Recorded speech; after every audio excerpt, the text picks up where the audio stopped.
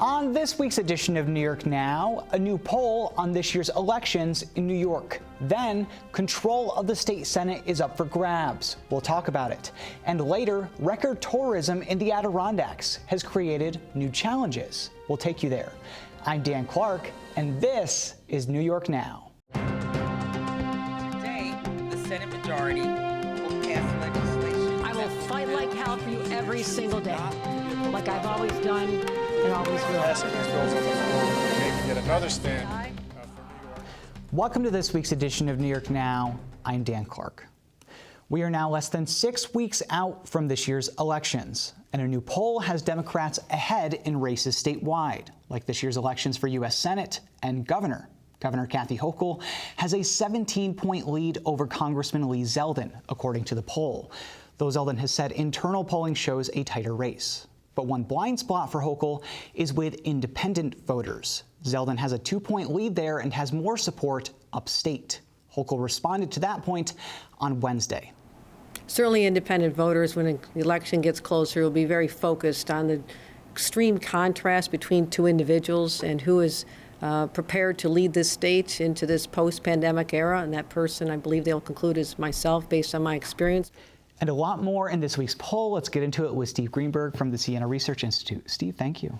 Great to be with you. So what does this tell us about Kathy Hochul versus Lee Zeldin head-to-head? I just mentioned independent voters. Lee has a 2-point advantage there, but is this race as tight as it usually is around this time for a Democrat versus a Republican in New York? Well, we have to keep it in perspective. New York is a solidly blue state with more than twice as many Democrats as Republicans. So what we normally see at this time of year, a month, 6 weeks out from an election, is the Democrats having a sizable lead.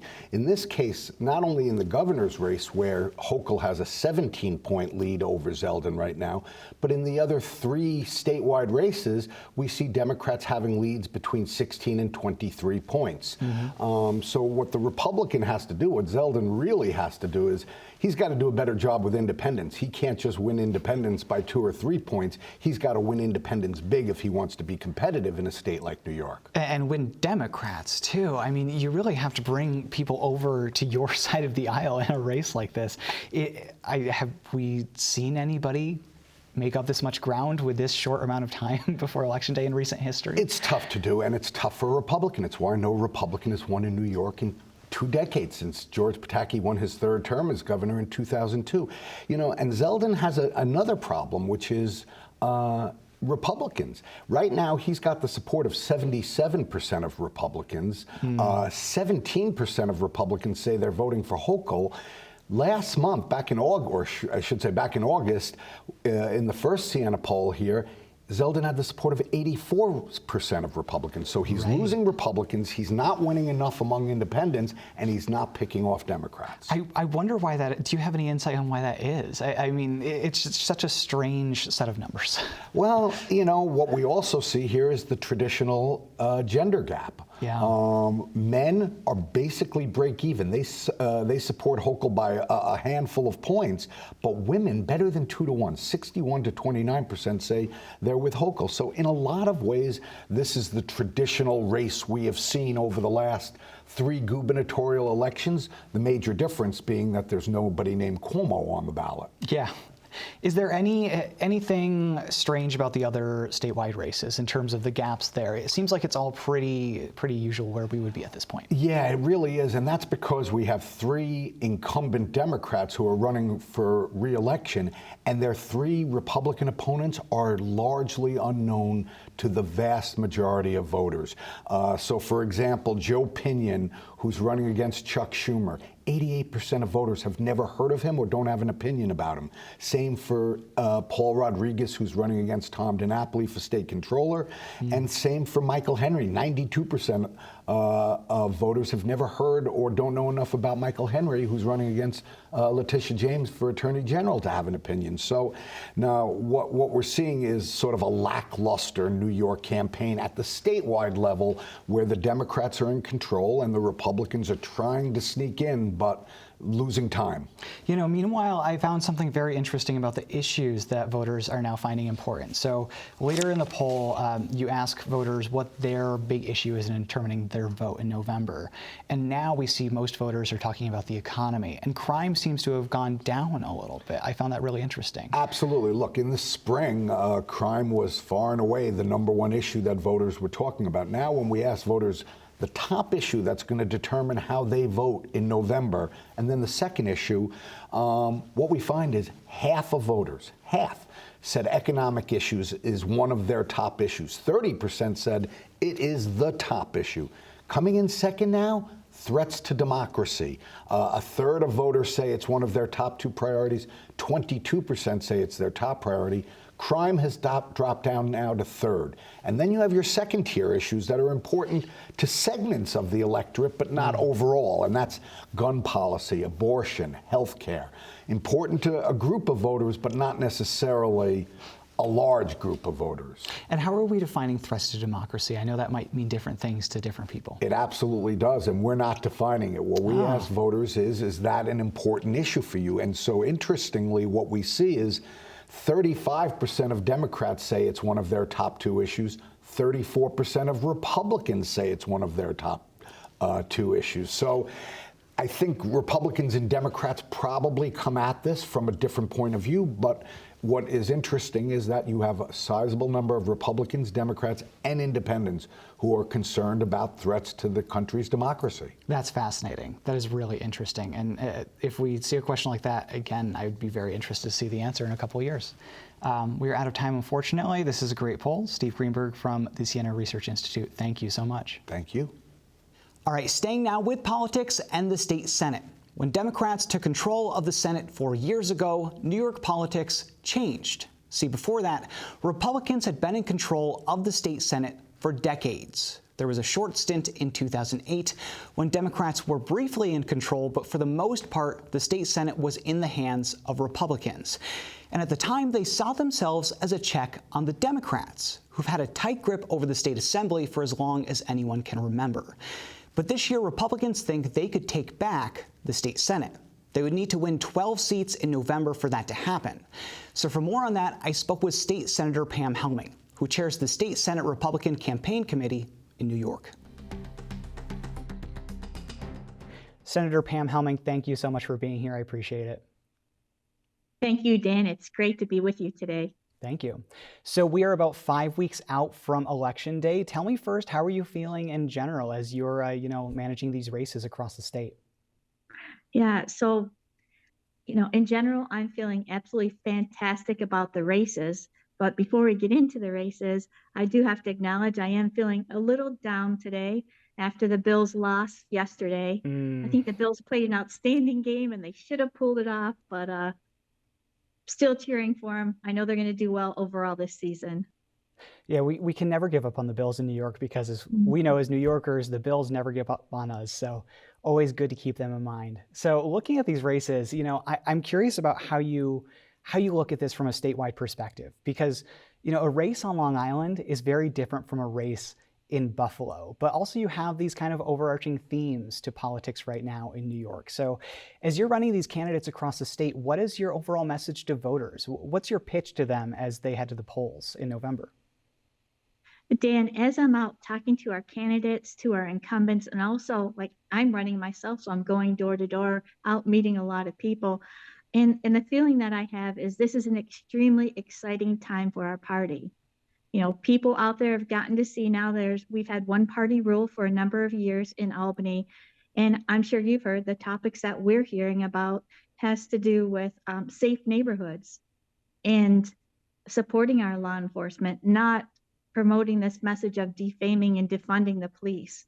We're hearing a lot about affordability and cost of living, gas, utility, food costs are skyrocketing, and our families need help and assistance, and they need it now. So I think the energy, the excitement is for the Republicans, whether I'm talking to, soft Democrats, those who aren't registered to a party, Republicans, conservatives, they're ready for change. So your goal at the end of all of this, at the end of the November election, is to gain a majority in the state Senate, which you lost in the 2018 elections to Democrats, which have you, as you said, have controlled both chambers of the legislature and the governor's office since then.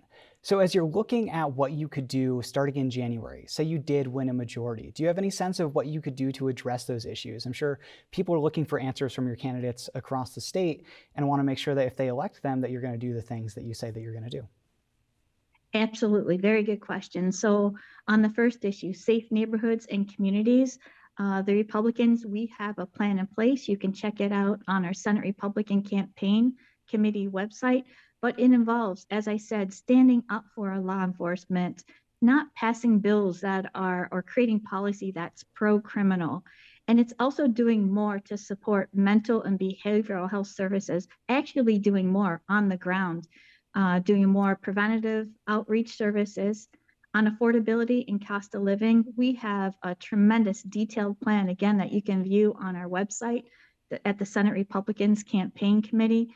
It addresses everything from capping state spending to doing more to reduce utility costs. It's all encompassing, talks about providing broad-based tax relief for families and businesses. So I think we have a great message, a strong message. Our candidates are doing a great job delivering that message. And like I said, I'm very, very excited. Now, I think it's fair to say that Democrats are really pushing two issues at the polls right now, aside from what you've talked about, abortion and guns after the controversial Supreme Court rulings in June. For a voter's perspective, what would Republicans do if you were to regain the majority in January? What would you do in terms of abortion rights and gun control laws? The state has just recently passed some new abortion laws and gun control laws. Would you do anything to roll them back? So on the firearms legislation, I think we're going to see court cases that will resolve any questions that remain about the unconstitutionality of some of the recent legislation that was passed. I mean, the firearms legislation was just pushed through, and we're seeing the results of, legislation that has so much gray area. And for me personally, the way a law is written, the language that's used, it matters. Right now, there's a lot of question about, for instance, high school shooting sports teams, historical reenactments. Are they allowed to use firearms? Are they not? I've personally reached out to the governor through letters, through phone calls, and said, can you point to where in the law that this is clarified? And they can't. So I think that will be settled out through the court. On the issue of abortion, this is an issue that invokes a lot of passion, regardless of which side of the issue you're on. But the decision by the Supreme Court, it really, in my opinion, changes nothing here in New York State. New York State had law that predated Roe v. Wade. So to me, it's frustrating when I see some of my Senate Democratic colleagues putting these like scary ads up on TV or in the media saying that, this is an issue. I totally disagree with it. It's not. It's scare tactics. It's fear mongering from the Democrats. And most importantly, it's a way for them to avoid the real issues that are impacting individuals, families, and businesses across the state. The issues that we need to address, the affordability, the spike in crime, it's horrendous. And that's the change that our Senate Republican candidates will deliver. Democrats at the same time will say the same thing about your party using scare tactics when you talk about things like the rise in crime in New York. How do you respond to that? Dan, look at the facts and look at the figures when it comes to rising crime. Again, I pointed out Rochester. Last year, per capita, the homicides in Rochester exceeded those of Chicago. And this year, it's so sad. They're going to break that record. You know how many families' lives have been destroyed because of these homicides, because of these violent criminal acts? And it's not just Rochester. Look at New York City, where people are running around like crazy people with hatchets, cutting people up, pushing people in front of subway cars. I truly believe in my heart and in my soul that we have created this environment in New York State where we're pro-criminal. Look at the policies that have been enacted by the Democrats. It's just not the changes to bail and discovery. It's the HALT Act, less is more. And they're still pushing, they're not done. They want geriatric parole and so much. The Senate Republicans, we stand for accountability. we want to see more enforcement of our laws. We want people to be held accountable for their actions. And you know what? That includes politicians as well. The corruption is another issue that I hear about when I'm at the doors and that I know my candidates are hearing about as well. It's got to stop. People have to be held accountable for their actions. Now, there's a lot on your plate with all of these issues, and I imagine your strategy across the state is going to be different, as we said at the start, depending on where you are. So can you tell me where you're focused in terms of these tight races? Usually we see Long Island as a really competitive place in terms of state Senate races. Is that where you're focusing this year, or where are you looking to really pick up some of these seats? Long Island is definitely one of our focus areas. We are doing extremely well there. We have very, very qualified candidates who, look, as a proud mother and grandmother myself, I have to say being a mother is one of the toughest jobs. We have women who are also mothers, small business owners. We have people who have worked for the NYPD, so this broad-based experience, who are really, they're doing everything they need to do to be successful. They're out raising funding. They are out knocking on doors, meeting with people. And, you know, we saw, I think it sent a message when Todd Kaminsky didn't run, when John Brooks was on the fence about running. They know the writing's on the wall. We saw it in the elections last fall in Long Island that people are fed up. And in Long Island, it's really, they're fed up with the pro-criminal attitude of so many politicians. And they're also fed up. They're concerned about congestion pricing. They want school choice. And they're concerned about the preservation of their constitutional freedoms. All right, well, we will be watching to see how it all shakes out in November. State Senator Pam Helming, the chair of the State Senate Republican Campaign Committee, thank you so much. Thank you, Dan. So we'll see how control of the state Senate shakes out in November. But taking a trip now up to the Adirondacks. New York's High Peaks saw record numbers of visitors during the pandemic, and it's not really a huge surprise. Those numbers have been going up for years now. But that's brought some unique challenges to the area, both for residents and business owners. And now the state is looking for solutions. Reporter Alexis Young has that story. Over 6 million acres and thousands of years, the forever wild Adirondacks were originally home to the Mohawk, Oneida, and Mohican tribes. It then became battlegrounds of old and new worlds, and now the mountains are an attraction for local nature enthusiasts and tourists. The Adirondacks have served many purposes over centuries, and trails were forged to meet those needs. Mountain trails weren't always designed to honor nature or the life it nurtured. Some have degraded the surrounding wilderness, and some of those trail designs are only just now being addressed. For Peter Bauer, executive director of environmental group Protect the Adirondacks, he says mountain trail design is critical for conservation. A lot of the trails that we have were built right after the Civil War. You know, the whole focus was how can we get to the top of the mountain as quickly as possible. So these trails just went straight up the mountainside. And in many places, you know, the trails would wash out because it changed the hydrology of the side of the mountain, because these trails just became stream channels. They became heavily eroded because they were on some steep surfaces. Bauer and his group work to preserve and protect the Adirondacks, its wildlife, wild lands, and the interests of the surrounding communities. One of their recent initiatives focused on the design and creation of sustainable forest trails that gradually elevate hikers into the peaks of the Adirondacks. What we found is generally anything over 10% is really hard for soils to adhere to. And these areas are very prone to erosion during rainstorms, rocks become loose, roots become loose, and it creates problems for the long-term management and the long-term maintenance of a trail, because they simply wear out quicker with the wear and tear that we see just by natural weathering, with rainstorms, spring, fall, and rainstorms really all year round, but then with ice and snow in the winter months. Outside of their regular conservation work, Bauer says he's now working to get trail crew jobs into the civil service system.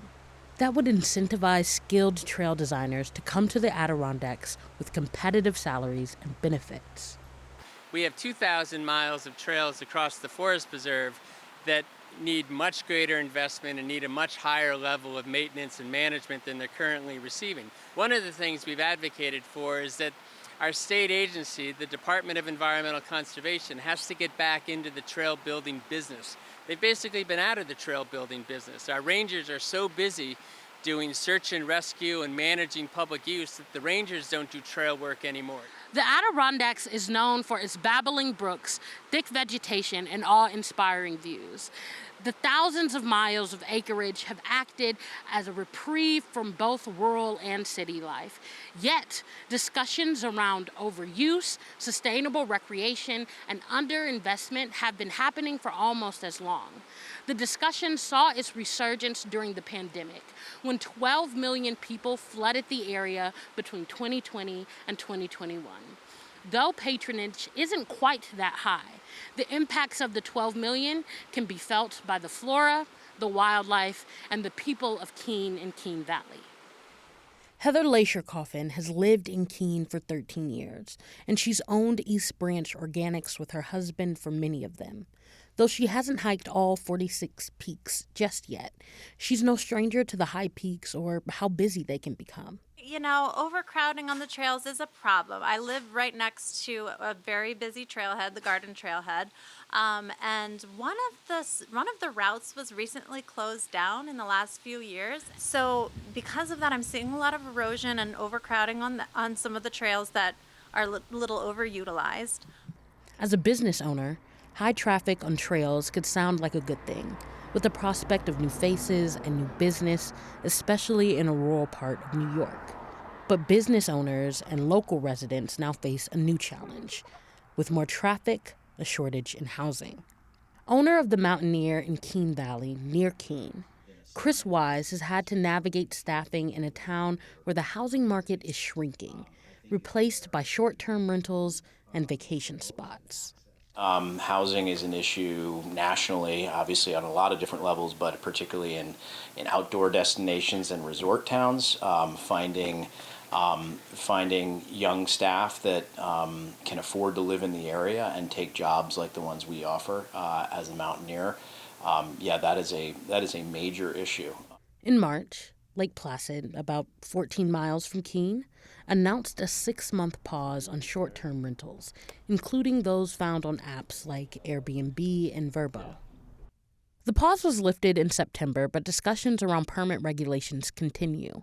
Keene hasn't followed in Lake Placid's footsteps, but Leisure-Coffin, with East Branch Organics, feels the same impact of the housing crisis as Chris Wise. I think the whole area is really likes to cater towards making sure our tourists are happy and comfortable, have lots to do. So I think if we put that kind of same energy that we've put, into welcoming people from other places into housing, then a lot of these problems would probably be fixed, and then people would have a way to stay here, because a lot of times people can't stay. There are upsides to more interest in the Adirondacks. New York already bills it as a national treasure, tucked away in the state's northern region.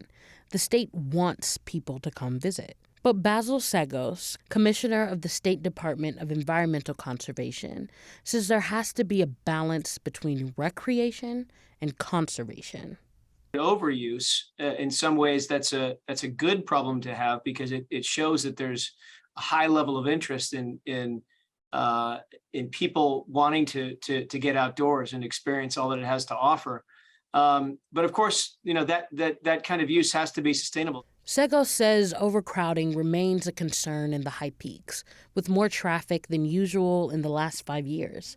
The DEC is now working on strategies for mitigation, he says, with the goal of benefiting both visitors and locals in the long term. Segos says if the landscape of the Adirondacks is maintained, they're going to want to come back to it. And that generates great economic activity for the villages and towns that snake through the landscape and really serve as the backbone of the upstate economy. A big way they've tried to do that is through a new reservation pilot system for some of the most popular high peaks. Hikers now have to reserve a spot ahead of time to park near those trails. That's helped cut down on jam-packed parking lots and crowded trails, according to DEC Deputy Commissioner Katie Petronas. We are in the second year right now of our reservation system, pilot reservation system at the Adirondack Mountain Reserve. And when we started that, we really heard from a lot of community members that this was going to be really important and impactful to them. So we went there and we met with the town of Keene, and we met with the public, and we listened. That's a great system for tourists, says Peter Bauer from Protect the Adirondacks. But it can also be a headache for locals, he says, who live here for the region's beauty but can't enjoy it on a whim. It's cut public use in half as far as the number of people who have gone in through the Adirondack Mountain Reserve. The number of people who've used that trailhead, it's dropped from about 30,000 to 15,000. So that's one of the realities of the reservation system. A lot of this will also grow from state spending on conservation efforts, which was up in last year's budget. The state legislature and Governor Kathy Hochul agreed to $400 million for the state's Environmental Protection Fund, an increase of $100 million. And $8 million of that will go toward a special project to improve safety and address overuse. But experts say maintaining the Adirondacks and its beauty will take work from everyone, from the community to the state and more. With any luck, solutions are just up the trail. In the Adirondacks, for New York Now, Alexis Young. And it's the perfect time to go up and see the high peaks for some fall foliage, but keep all that in mind for your visit. We'll see you next time. Thanks for watching this week's New York Now. Have a great week and be well.